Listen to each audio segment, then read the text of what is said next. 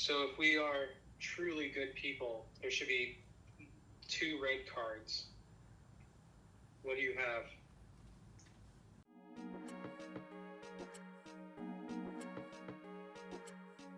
What's up, makers? Welcome back to the channel. My name is Nate Javier, and I'm so stoked that you are here with me on this amazing series for our final installation of DAMSON. If you're wondering what DAMSON is, we're just designing a magic show for an audio-only platform called Clubhouse. Pretty sweet. Love the platform, love all the rooms that we've been in, and thank you to all my friends that have been in this series and helped me along this journey so we could bring entertainment to you and create Clubhouse's first interactive magic show.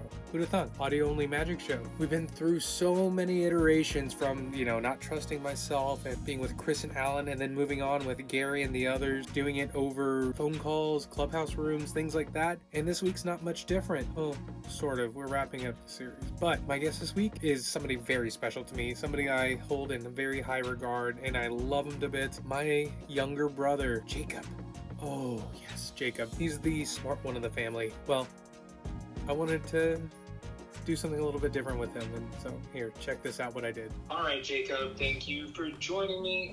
We're gonna do a little test about the human condition. I mean, right, wrong, good, evil, the usual tropes of light versus dark. And what you need is a packet of cards. It needs to be same amount. It could be 6, 8, 1,000. But really what you need is the same amount of red cards as there are black cards. You got a packet like that? I do. We do all carry a Mr. Hyde inside, so what we're going to do is mix our positive and negative sides together. So take all the red cards face up in one hand and all the black cards face up in the other.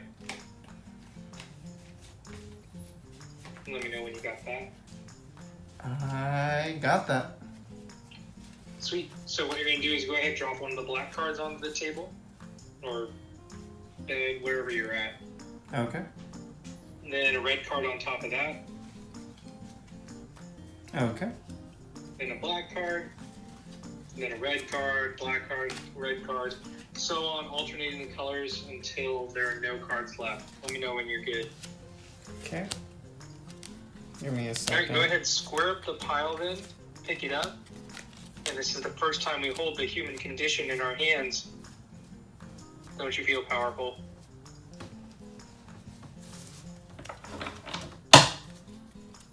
So now what we're going to do is take that single packet, Jake, and turn it face down in your hand so you can't see the faces. Okay.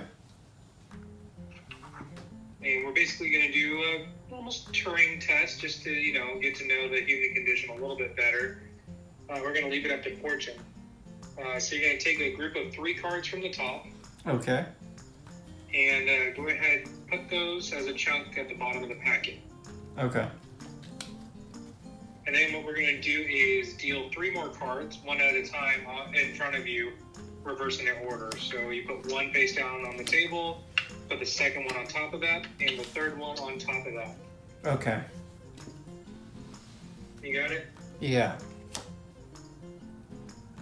Okay. So now comes your decision. You're going to pick up your little pile of 3 cards, and it is your choice, Jacob, whether to put it on top of the packet or at the bottom of the packet. Decision's entirely yours.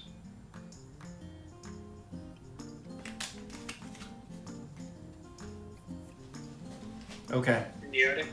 Yes. All right. And you're going to cut the packet at any point and complete the cut.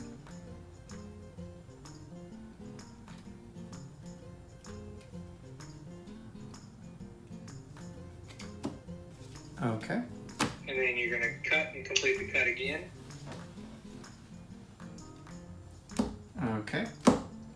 And if you're feeling extra special, go ahead, cut and complete the cut again. Got it. So what we're going to do is cut the packet approximately in half. and put the two halves next to each other in front of you side by side. That way we can shuffle the two piles together. And we grew up playing cards, so you should know how to riffle shuffle, but I guess you could also just kind of set them next to each other and push them together. Let me know when they have become one.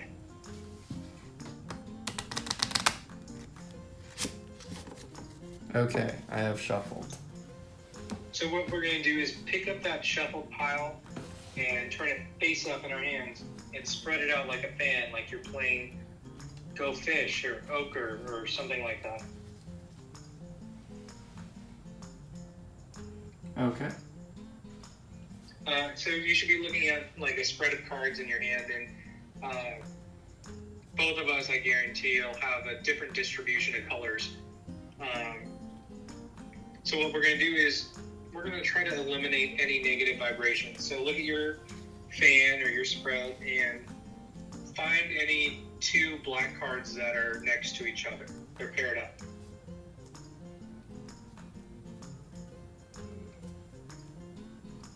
Okay.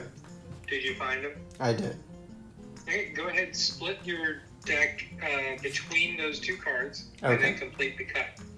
So you should have a black card on top and a black card on the bottom. Okay. Go ahead and square up the packet, turn it face down so you can't see the faces. Okay. And what we're going to do is discard the top card, which is black, and the bottom card, which is also black. We're getting rid of those negative emotions, those, the darker side and blah, blah, blah, and all the other mumbo jumbo that's out there. But now we get to do the little ritual. Okay. You're going to take the top card of your packet and put it at the bottom. Okay. Next, take two cards together from the top of the packet Okay. and set them together in front of you. Okay. Take the next pair, set it in front of you to the right of the first set, Okay. and continue to set pairs of cards in front of you until you have just one pair left. And for theatrics, you can put that final pair either in one of your pockets or near your heart.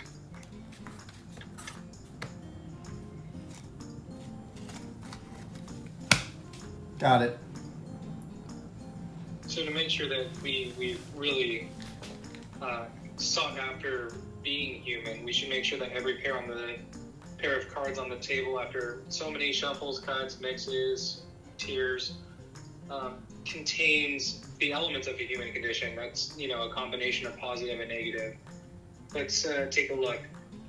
Turn your first pair over. There should be a red card and a black card. Oh, yeah. That's already something. Go ahead, turn over the next pair. It should also have a red card and a black card. It does.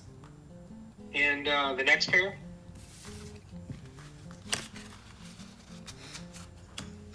Same. Go ahead, keep flipping them all over.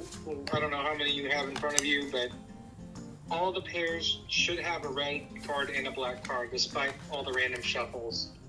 Is that correct? That is correct. Sweet. So we've just confirmed you're human. Do I show the one over my heart? What was that? Do I look at the one over my heart? Well, now we want to, figure out, positive or negative. For all the cuts and shuffles and by your own choices coupled with fate, we finished by putting two cards, kind of off to the side in a way. These cards, Jacob, are a true reflection of our souls. So if we are truly good people, there should be two red cards. What do you have?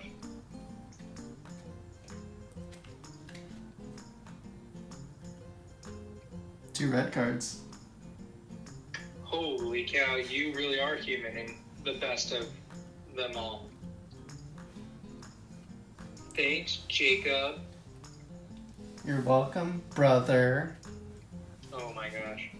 Thank you so much, Jacob, for joining me on this journey, and thank you, Amparo, his girlfriend, for filming him doing a magic trick. Who knew Jacob could do magic? That's so much fun. Brother, I love you. Thank you so much, and I hope you had a good time. And if you guys want to check out what Jacob does, he is a scientist. He is an avid baker and chef kind of guy. I'll link his Instagram down below at Foodie Jake, and he's on Clubhouse too, which I'll put down there. Say hi to him, give him a little woot woot from us, and yeah.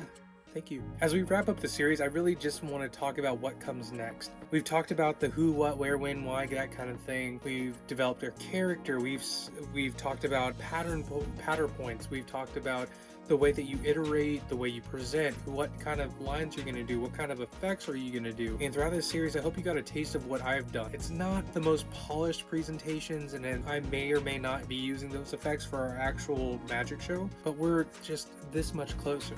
And whenever it comes down the line, I will definitely be posting the actual magic show. It's not going to be great visually, but hopefully you guys will listen in. You guys will be able to contribute to it, be a part of it. If you are on Clubhouse, if you're not, then enjoy the playback. Please grab a deck of cards, some small objects, and play along. That's the whole point. A little bit of what I want to tell you is that I've started a club on there called the Puzzle Area. The Puzzle Area started because I wrote Clubhouse's first audio-only escape room, and if you guys want to hear a little bit more about that, let me know down in the comments if you want to hear about the escape room thing. That being said, this has provided a very weird opportunity where we could break some ground in entertainment, like we'll re-break ground because somebody's already done it technically, just not on this platform, but we're pioneering something a little bit different. We've already covered all sorts of topics. Now come to like the logistics. Will I make it a paid show? How are people going to pay? At some point, I'd love to, take donations. That way I can make making entertainment full-time, and maybe those contributions from people like you guys or the people on Clubhouse doing the escape rooms, doing the magic tricks, doing murder mysteries that I've written, things like that, maybe they can contribute and I get to do this full-time and bring entertainment value to everybody, bring them a little bit of joy, because that's really what it's about. I think that's what this week's really about, is finding your why.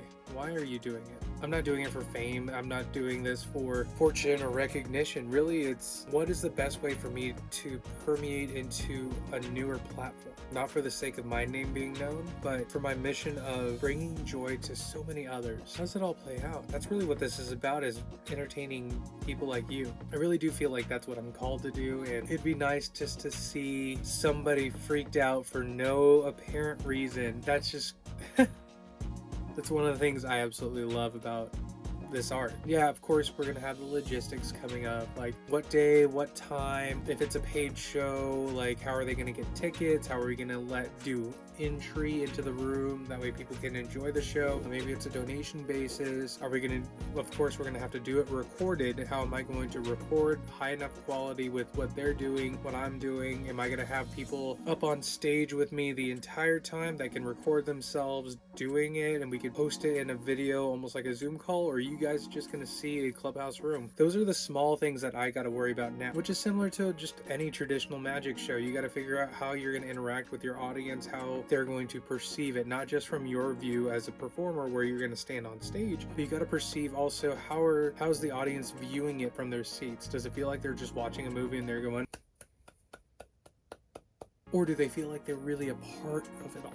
But that's really what it comes down to. There's not much else that I can show you. That I've given you the basics of how I've designed my magic shows, and I thank you so much for being along the journey. If you want to check out more of what we do or learn some awesome magic so you can start your magic journey, why don't you go ahead, hit that top link. It's going to give you a playlist we put together just for you about magic that you can learn from us. Or smack that bottom link and give it a shot. See what YouTube thinks you should watch next. Let me know down in the comments below if you want to see something interesting or you want to learn something more.